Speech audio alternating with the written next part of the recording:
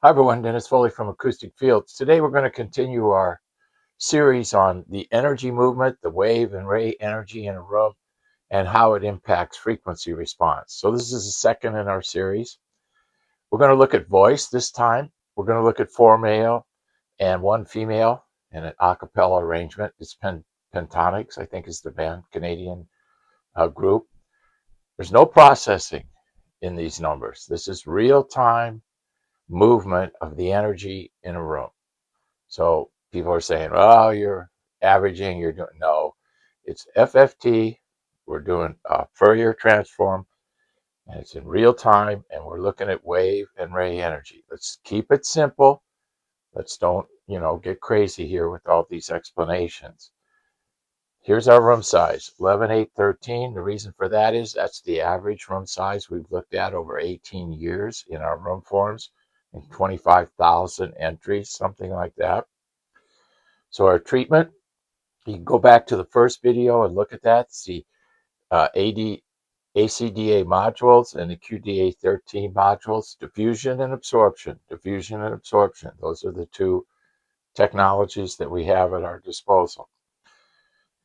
Download the RTA app, and here's a snapshot of where it is in the App Store. You can see it there. And we're going to look at a C scale.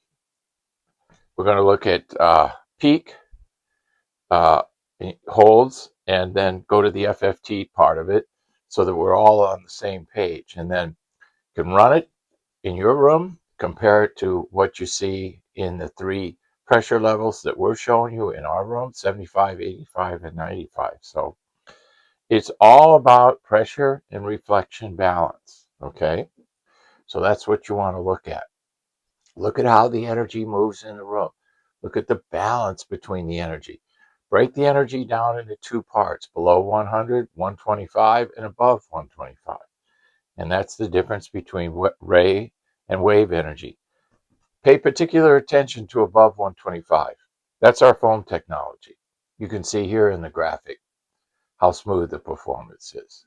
And that's why you see that nice linearity in the peak response in the curves. So energy movement, frequency response, this is our second approach to it with voice, so you can get an idea. The first one we did was lots of instruments, lots of energy.